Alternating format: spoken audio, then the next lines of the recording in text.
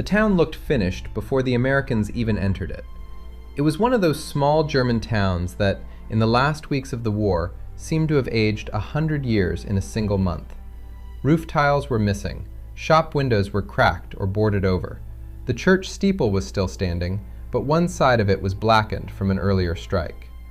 There were wagon ruts in the cobblestones, shell holes at the far end of the square, and dust on everything, as if the whole place had been sprinkled with the powder of collapse. From the windows hung white sheets, not one or two, dozens of them. Bed linen, tablecloths, torn curtain panels, anything white enough to signal the same message: surrender. The flags barely moved in the weak spring breeze. They hung there with the limp sadness of a country that knew it was beaten. An American armored column rolled in slowly, steel tracks grinding on cobblestone. Sherman tanks moved first, then half-tracks, then infantry spreading themselves along the street in the careful but slightly relaxed formation of men who had learned to fear everything but still recognized the signs of a town that wanted the shooting to stop.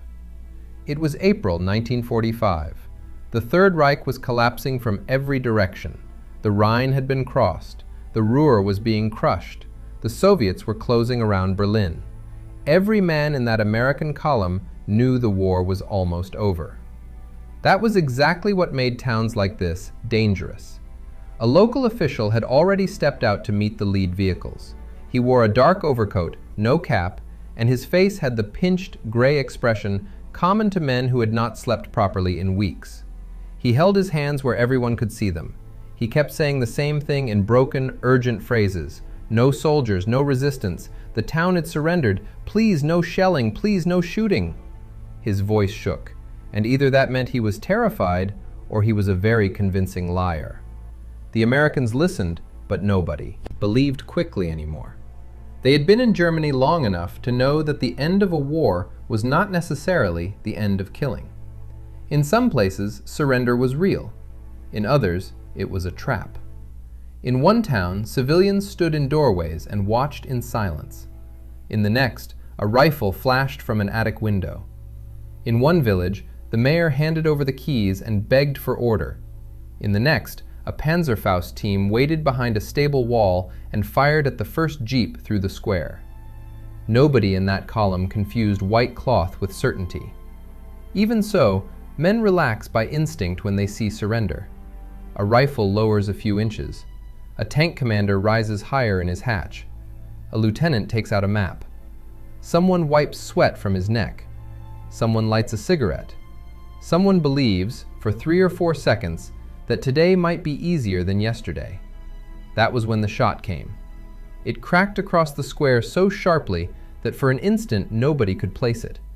Then the lieutenant on the lead, Sherman, jerked backward and disappeared halfway into the hatch, his map flipping from his hands. Before anyone shouted, a second round came from somewhere above street level and smashed into a medic moving toward the curb. The medic spun and hit the ground hard, clutching his shoulder. Then the square exploded into motion. Infantry dove behind tank tracks. A machine gun team dragged itself behind a stone trough. One soldier flattened against a bakery wall. Another threw himself into a doorway so violently he lost his helmet. Men were shouting directions, curses, building names, anything useful. Every set of eyes snapped upward toward windows, roof lines, and church stone. Then someone saw it.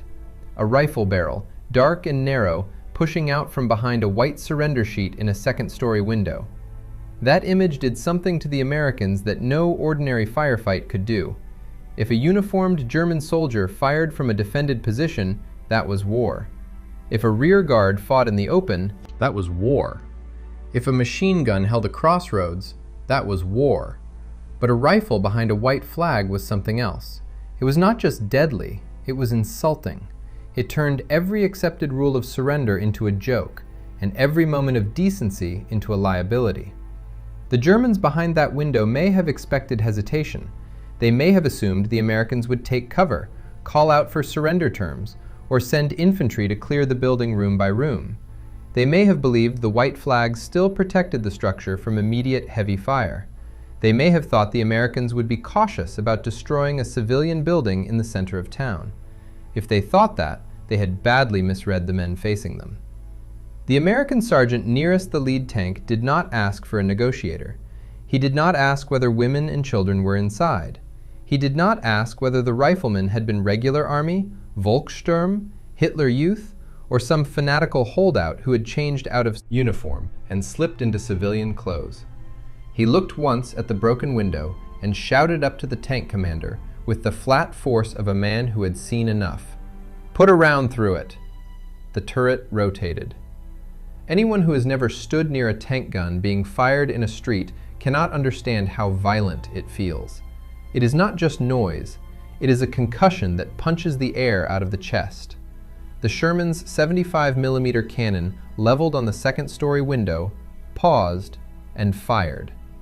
The shell hit the building with a blast so sudden and total that the upper floor seemed to vanish before it had time to collapse. Brick, timber, plaster, glass, smoke, and flame burst outward into the square in a thick wave. The white sheet became black scraps in the air. The entire top half of the building folded in on itself and dropped in a roar of dust. No one moved toward it. The Americans did not rush in to pull survivors out. They did not send a squad across the open square to inspect the damage. Loader in the Sherman was already ramming another shell into the breach. Men scanned the next windows. The infantry spread wider. The tanks kept their guns trained high.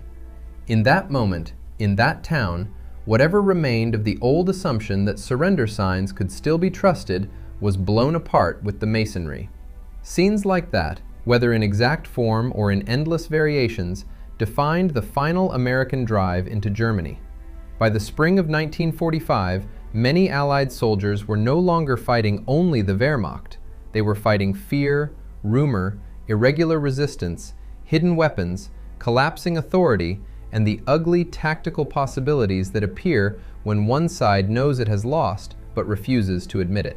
To understand why American troops reacted so hard, and why commanders like George S. Patton became symbols of uncompromising response, it is necessary to understand what kind of war Germany had become in its final weeks. Conventional war is built on visibility.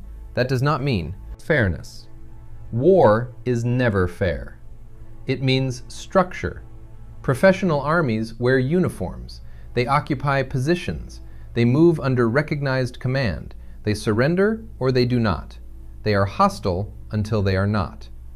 That structure matters because it gives every soldier, even in chaos, a way to tell the difference between combat and treachery. By March and April 1945, that structure was breaking down inside Germany. The regular German army had been battered almost beyond recognition. Whole formations existed on paper more than in reality. Fuel shortages crippled movement. Artillery ammunition was scarce in some sectors and abundant in others, depending on what depots still existed and what roads had not been cut. Experienced officers were dead, captured, or trying to hold together units that were part veteran, part convalescent, part teenage replacement, part improvised militia. The Luftwaffe no longer controlled the skies. The great mechanized blows of earlier campaigns were over. Germany was losing in every direction at once. A rational government, looking at that situation, would have tried to save civilian lives, prevent urban destruction, and seek terms where possible. Adolf Hitler was not rational by that point in the ordinary military sense. Neither were many of the fanatics still surrounding him. If Germany could not win, then it would at least make the victors pay. If defeat was unavoidable, then defeat would be wrapped in fire, revenge, and martyrdom. Nazi propaganda did not simply urge resistance, it sacralized resistance. It told people that collapse was dishonor, that surrender was betrayal, that every ruined street and dead civilian would somehow testify to national fidelity. Out of that mindset came the idea of werewolf. The name itself was meant to do part of the work. It had folklore in it, night, menace, the suggestion of something hidden among ordinary people and impossible to pin down. In practical terms, werewolf referred to a plan for guerrilla resistance behind Allied lines. SS figures pushed it. Trainers were assembled, selected recruits, many of them ideological young men and Hitler Youth types, received instruction in sabotage, assassination, hidden communications, and guerrilla methods. Radio propaganda magnified the concept far beyond the size and capability of the force itself. The message was simple. Germany might fall openly, but it would continue to bite from the shadows. The reality was more limited than the myth. Historians later concluded that Werwolf never became the nationwide underground army that Nazi propaganda implied and Allied rumor often imagined. It carried out isolated acts of violence, including assassinations and sniper attacks, and it frightened occupying troops far more effectively than it damaged their operations.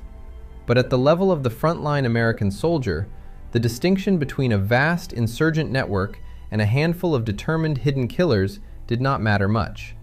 If one sniper in civilian clothes could kill your lieutenant from a church attic, then the movement was real enough. And that was the key. Werwolf did not have to become a successful nationwide insurgency to alter Allied behavior. It only had to create uncertainty. For the American infantrymen, uncertainty was sometimes worse than battle. Many of these men had survived the Battle of the Bulge only months earlier. They had frozen in foxholes while German artillery chewed the forest apart around them. They had seen tanks burn in snow, medics shot in aid stations, and traffic jams of armor and ambulances under attack from aircraft or shell fire. They understood direct combat. What they hated was the sense that ordinary distinctions no longer held. In France or Belgium, civilians had usually been a source of information, warning, food, or at least emotional clarity. In Germany, civilians occupied a far more complicated place in the American imagination. Some were exhausted and wanted the war to end. Some were quietly hostile. Some were openly frightened of the Soviets and preferred Americans. Some were still loyal to the regime. Some had sons in the regular army and daughters in bombed-out apartments. Some had hidden Nazi party badges in drawers, and some had burned them in stoves. Some had weapons in barns. Some had no weapons at all. Some may have known about holdouts in their attics. Others did not. American troops could not sort those categories at a glance, especially after sniper fire began appearing from places marked as surrendered. Nothing erodes restraint faster than being made to feel naive. Imagine entering a village after being told it is secure. You see white flags and old women on the sidewalk. You take 2 more steps into the open because your body is tired of living on full alert. Then a rifle round cracks past your face, and your platoon sergeant goes down with half his jaw torn away. At that point, your moral calculations change. You no longer think first about preserving buildings. You think about surviving the next 10 seconds and making sure nobody gets another free shot at your people. That transformation did not happen in a single moment or from a single order. It happened cumulatively, town after town, rumor after rumor, casualty after casualty.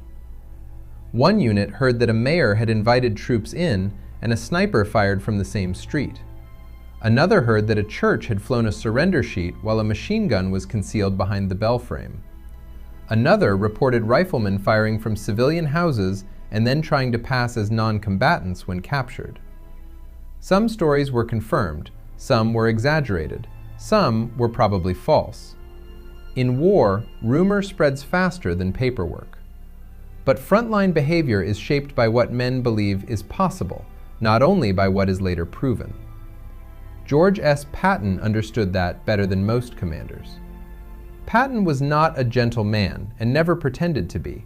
He was theatrical, profane, vain, fearless, difficult, and absolutely committed to offensive action. He believed speed saved lives. He believed hesitation invited casualties. He studied military history obsessively and thought in terms of momentum, shock, and psychological domination. He could be brutal in speech and ruthless in expectation. He demanded hard movement, hard discipline, and hard nerves from the men under him, and he was often convinced that war's moral burden was first and foremost the duty to win fast enough that your own side did not die needlessly. That did not make him lawless. It made him dangerous in a very specific way. He had little patience for enemy tactics that sought to turn Allied restraint into a weapon. If a town was going to fight, then let it be treated as a fighting town. If a sniper was going to use a civilian house, then that house ceased to be merely a house. If resistance emerged from an apparently peaceful street, then the street had chosen its character. Late in the war, Patton's Third Army became associated with a harsh approach to towns in its path. Some accounts describe a pattern of shelling towns before entering them, a darkly sardonic practice later remembered under the nickname the Third Army War Memorial Project. The idea was not subtle. Put rounds into the place first.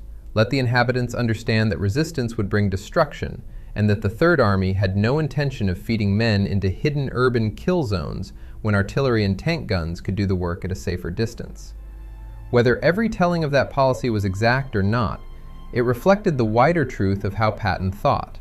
Firepower was to be used aggressively, and psychological intimidation was part of combat, not separate from it. The broader American method in Germany increasingly moved in that direction, even beyond Patton's personal sphere.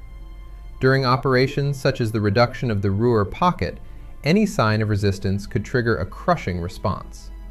German towns learned very quickly that a single sniper shot, a mortar round, or a skirmish from a supposedly secure area could bring down artillery in staggering quantities. American units did not have infinite patience for urban probing in the final weeks of the war. They had shell stocks, tank guns, self-propelled artillery, fighter bombers, and a growing unwillingness to let one hidden rifleman dictate their tempo. This shift was not just tactical, it was emotional. At the beginning of a campaign, soldiers are more likely to make distinctions carefully. They question, they investigate, they clear methodically. By the end of a long war, especially in enemy territory, after friends have been lost in ways that feel dirty or avoidable, distinctions collapse under strain. A town with white flags might still be innocent, but if one shot comes from one attic, then for the men under fire, the entire place becomes suspect. Once that happens, battle drills harden, and so do consciences. The fear of irregular fighters in civilian clothes intensified everything. Under the law of war, the distinction between combatants and civilians matters enormously. A soldier who fights while blending into the civilian population, or who abuses protected signs and surrender symbols, jeopardizes the protections that regular combatants normally claim when captured. In plain terms, a man who takes off his uniform, picks up a rifle, and shoots from behind civilian appearance is not viewed the same way as a soldier who fights openly under recognized command.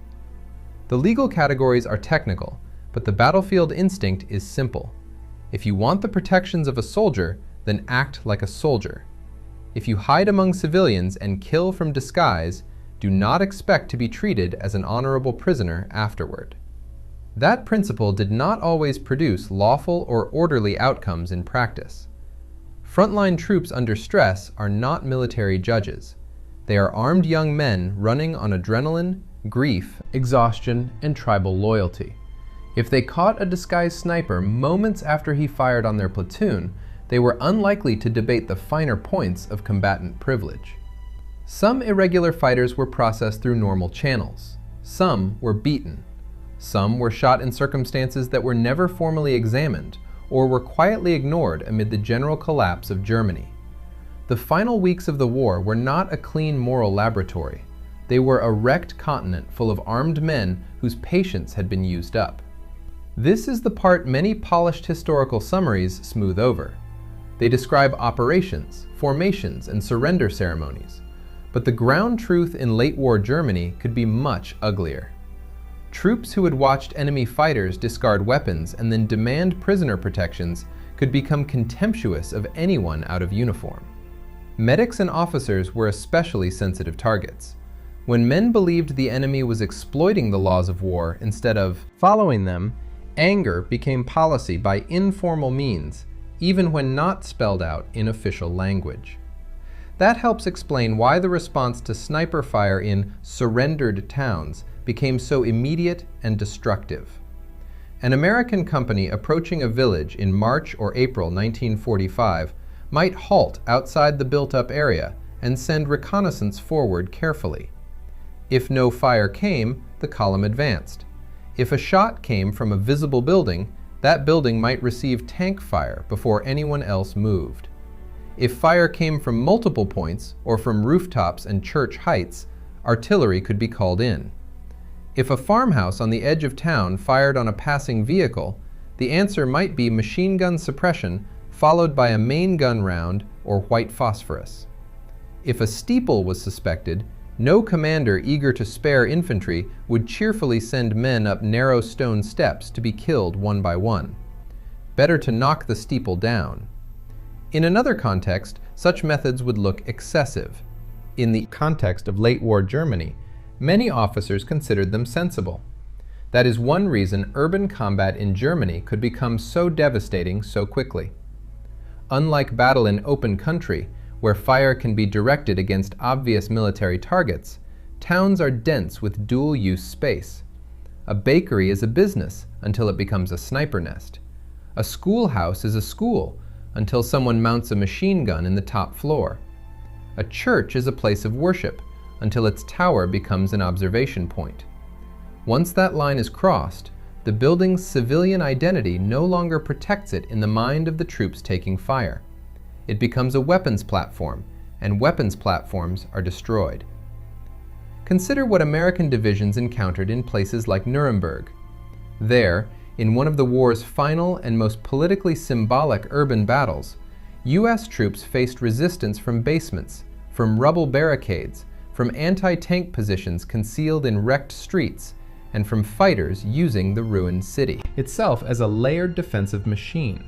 The combat was slow, close, and punishing. Buildings had to be cleared, blocks reduced, intersections fought over with grenades, rifles, tank support, and hand-to-hand force. That kind of fighting taught every surviving officer the same lesson. If a city means to resist, every standing wall becomes a risk. Now shrink that lesson down to a small town flying white sheets, and imagine what happens when the first concealed shot is fired. The answer is not negotiation, it is escalation. The Germans who tried to fight in those conditions often misjudged American temperament. They had grown up under a propaganda system that portrayed democratic armies as decadent, soft, legalistic, and easily manipulated by humanitarian scruples.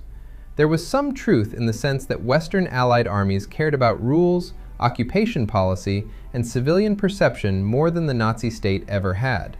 But there was a catastrophic misunderstanding in the idea that this concern translated into operational weakness under direct threat. American soldiers might hesitate once, they would not hesitate forever. In fact, the more they felt that decency was being exploited, the harsher they became. That is a pattern seen in many wars.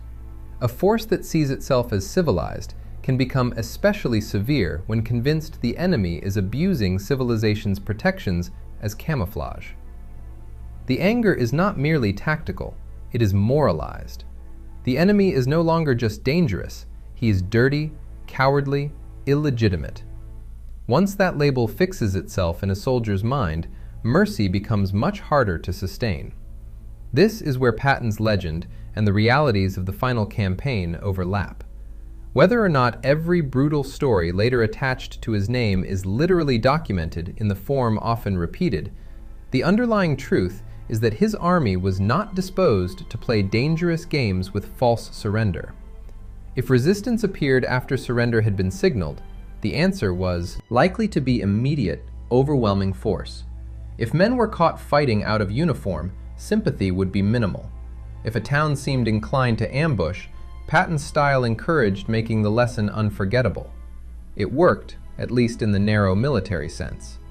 The grand werewolf fantasy never matured into the strategic nightmare Nazi leaders hoped for. The guerrilla threat remained fragmentary. It caused fear, occasional casualties, assassinations, and a constant background tension, but it did not stop the Allied occupation of Germany, did not roll back advancing armies, and did not create a sustainable national underground. In fact, one reason it failed was that the Allied response to even small signs of resistance could be so overwhelming that it stripped away the environment irregular warfare needs in order to survive. Guerrillas depend on concealment, sympathetic populations, and enemy restraint. In late war Germany, concealment existed, but sympathy was inconsistent and enemy. Restraint eroded rapidly. A hidden fighter could fire once from a house, but if the house and half the block were flattened in reply, the tactical equation changed fast. Fear moved in both directions. Americans feared the unseen shot. Germans came to fear the immediate consequence of taking it. That fear was not abstract. Civilians paid for it. This is another uncomfortable fact. When American troops answered resistance with artillery or tank fire in built-up areas, civilians died. Families who had no rifle in the house still lived next to houses that did. Old people who wanted the war over still lived in towns where one fanatic in an attic could bring a barrage down on the whole square. Children still slept in basements beneath roofs that could collapse under shelling meant for hidden fighters above them. War rarely punishes only the guilty, and urban retaliation punishes the nearby almost as often as the responsible. In some towns, local people understood that immediately, begged hidden holdouts to stop firing. They cursed Nazi diehards for refusing surrender. They tried to signal Americans with sheets, notes, shouted warnings, or door markings. In other places, fear or loyalty kept them silent. Some still believed final victory propaganda. Some were afraid of being denounced by neighbors. Some had SS men in the family. Some believed the Americans would spare the town if only the resistance was brief enough.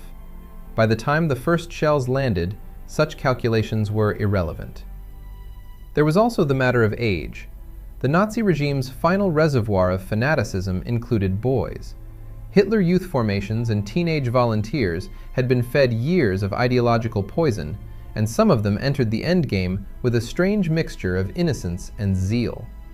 They were young enough to believe that symbolic violence still mattered, and old enough to use rifles, Panzerfausts, and demolition charges. From a distance, in civilian jackets or work clothes, they looked like any local youth. Up close, under the right influence, they could be deadly. That ambiguity made American nerves even tighter. A young face in a crowd might be nothing, or it might be the person who had just fired from the hayloft. No army handles that ambiguity well. Once troops begin to suspect that adolescents in civilian dress may be combatants, the entire moral field degrades. A farmer's son and a hidden partisan become hard to tell apart at 50 yards. Every bicycle messenger looks suspect. Every cellar door becomes a possible firing point. The burden of proof shifts in ugly ways, and sometimes it shifts onto the wrong people. That is one of the deepest moral stains of irregular warfare. By refusing distinction, it forces the opposing force to doubt everyone nearby. To understand American anger in April 1945, it helps to remember the accumulation of emotional debt they were carrying. These men had not arrived in Germany fresh from stateside training. They had crossed oceans, landed under fire, fought through hedgerows, forests, rivers, winter offensives, and fortified lines. They had watched replacements die in their first hour and veterans die in their last week. They had learned the names of villages only because they buried friends there. They were close enough to victory to taste it, and therefore perhaps less able, not more able, to accept what seemed like senseless final casualties. There is a particular bitterness in dying after the outcome is no longer in doubt. That bitterness sharpened American responses in the spring campaign. A soldier who dies in the middle of a great turning point battle is mourned as part of a vast national effort. A soldier who dies because someone fired from behind a surrender sheet in the last month of the war feels wasted. His death feels stolen. For the men who knew him, that kind of loss could make retaliation feel not only justified, but obligatory. This helps explain why a captured irregular fighter might receive no patience at all. To rear echelon lawyers, or later historians, his status might require careful parsing. To the squad whose lieutenant he just killed, he was not a complicated legal case. He was the reason their friend was bleeding into German dust while church bells remained silent above them. In such moments, men do not think in balanced historical terms. They think about justice as something immediate and close at hand. Whether Patton explicitly ordered summary executions in the direct language often attributed to him is far harder to prove than popular stories suggest, and many such stories have grown in the retelling. But it is beyond doubt that many troops believed irregular shooters in civilian clothing had forfeited the moral claims of ordinary prisoners, and that the atmosphere at the front often tolerated brutal, summary solutions. The disintegration of Germany, the fear of Werwolf, and the hard-driving culture of Third Army combat all pushed in the same direction. The most effective Allied weapon against the Werwolf idea was not a memo or a legal ruling. It was demonstration. Blow up the house the shot came from. Flatten the tavern that opened with machine gun fire after displaying surrender. Knock the steeple off the church if a sniper uses it. Burn the isolated farm if it attacks traffic on the road. Do it fast, do it publicly, and let every other town in the district understand what the price of treachery will be. By late April, that message had spread with remarkable speed. Hidden fighters still existed, but they now had to weigh not only the possibility of killing an American, but the near certainty of bringing massive retaliation onto whatever structure they used, and possibly onto the civilians around them. That cost mattered, especially because by then, much of Germany's population was simply exhausted. Most civilians wanted survival, not martyrdom. Most had no desire to become the fuel for a fanatical SS fantasy about national resurrection through guerrilla war. In that sense, overwhelming retaliation did not just destroy buildings, it destroyed illusions. A hidden rifleman in a bakery window might imagine himself a ghost soldier, a final loyal son of the Reich, striking a powerful enemy at little cost. The return shell taught a different lesson. The enemy was not confused. The enemy had armor, radios, shells, artillery maps, and air support. The enemy would not politely absorb one more act of bad faith violence because some cloth was hanging from a window. The enemy was already inside Germany in strength and had no intention of being morally blackmailed by late war theatrics. Of course, there were costs to this lesson, and not all of them were borne by Nazi holdouts. Every destroyed civilian building deepened the misery of people who would have to survive the occupation among rubble. Every harsh treatment of irregular suspects widened the zone of vengeance beyond formal justice. Every instance in which fear led troops to assume guilt where none existed left wounds that lasted longer than the war itself. Even when retaliation was tactically understandable, it was rarely morally clean. That is why the final weeks of the war in Germany resist simple storytelling. It is tempting to cast everything as a contest between righteous force and cowardly treachery, or between disciplined soldiers and hidden terrorists. But history is more difficult than that. The Nazi regime did indeed exploit civilian spaces, encourage irregular violence, and flirt with perfidious methods that blurred combatant status and endangered civilians. American troops did indeed react with often devastating force, and commanders like Patton were inclined to approve results that reduced American casualties even at the price of severe destruction. Somewhere in the middle were ordinary Germans, some complicit, some trapped, some terrified, some still deluded, all living in the wreckage of a state that had led them into catastrophe. In the end, the Werwolf project failed, not because its planners lacked cruelty, but because cruelty without strategic reality is just death spread thin. Germany in 1945 did not have the resources, social cohesion, or military position to sustain a true national insurgency against occupying armies of that size and power. The regime had spent its best years and best men in conquest and annihilation. By the time it turned to the language of partisan war, much of the population had no appetite left for heroic ruin. Those who still did were too few, too scattered, or too dependent on the very civilian cover that Allied retaliation made so dangerous. Patton's men, and many other American formations in Germany, understood that in practical terms before historians wrote it down. They might not have used the language of insurgency theory, but they knew this much. If you make hidden resistance too expensive, a lot of hidden resistance stops. That is what happened across much of the American zone. Not instantly and not perfectly, but decisively enough. Reports of snipers and holdouts continued here and there. Assassinations and isolated violence did not vanish overnight. But the grand idea of a German underground war shrank under the weight of defeat, public fear, and Allied force.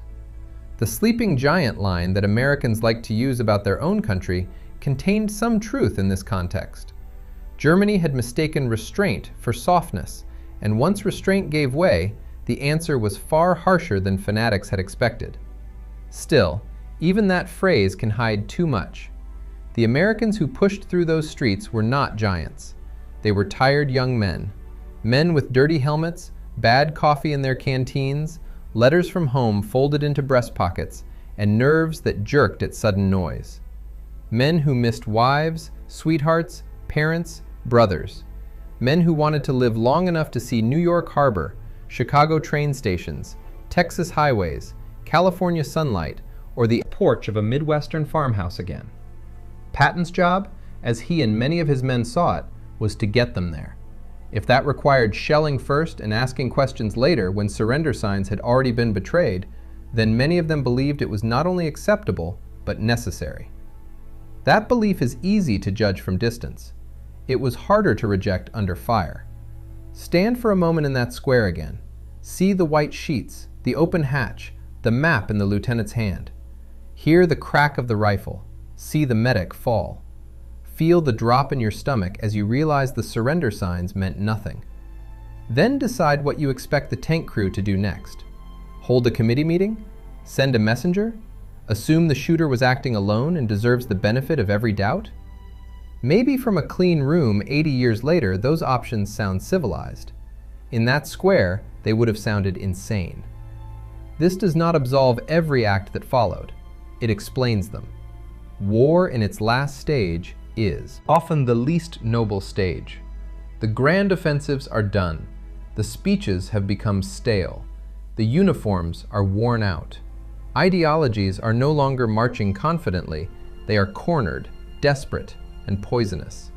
That is when the line between soldier and killer, between defense and revenge, between military necessity and emotional punishment, grows hardest to see. Germany in April 1945 was exactly such a place. The white flags hanging in town after town were real enough. So was the surrender of entire units. So were the civilians who wanted peace. But so too were the fanatics hiding among them, the propagandists urging last-ditch violence, the irregulars trying to turn law into camouflage, and the Allied troops who decided they were finished being patient. The result was not pretty. It was effective. Bakeries, taverns, steeples, barns, and houses ceased to be sentimental places the moment they were used as firing points. Patton's style, and the hardening mood of the American advance, generally ensured that once treachery was suspected, steel answered fast. The cannon in the square was not merely a weapon, it was a doctrine. It said that if you fire from behind surrender, you lose the shelter of that surrender. If you turn a civilian structure into a fighting position, you invite the destruction reserved for fighting positions. If you try to extend a dead regime's life by making every quiet street a trap, then every quiet street may be treated like a battlefield. By May, Germany was done. The flags that mattered then were no longer improvised white sheets, but occupation colors over headquarters, bridges, and city halls. Hitler was dead. Berlin had fallen. The great armies stopped moving with the same murderous urgency. Men who had spent years learning how to kill now had to learn how to stop, a transition almost as unnatural as the war itself. In the occupied zones, fear of Werwolf lingered for a while longer. Patrols stayed alert, intelligence officers chased rumors. Civilians were watched, some holdouts remained, but the myth was larger than the force, and the future belonged not to attic snipers, but to tribunals, occupation, denazification, displacement, hunger, rebuilding, and memory. Memory, however, keeps the harder edges. Veterans tended to remember the treacherous shot more vividly than the formal surrender ceremony. They remembered the friend killed after the town had supposedly given up. They remembered the white cloth in the window and the muzzle flash behind it. They remembered the order to put a shell through the upper floor. They remembered the feeling that the war, even at its end, was still trying to cheat them.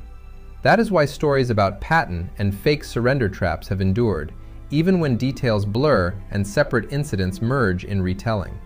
They preserve an emotional truth about those final weeks, that a disciplined army, pushed too far by deception, can become frighteningly direct, that laws of war depend on both sides respecting certain limits, and that once those limits are abused, the retaliation that follows may save lives on one side while scarring everyone involved. So was Patton right? The cleanest answer is that he was right in the way war often rewards and history often distrusts.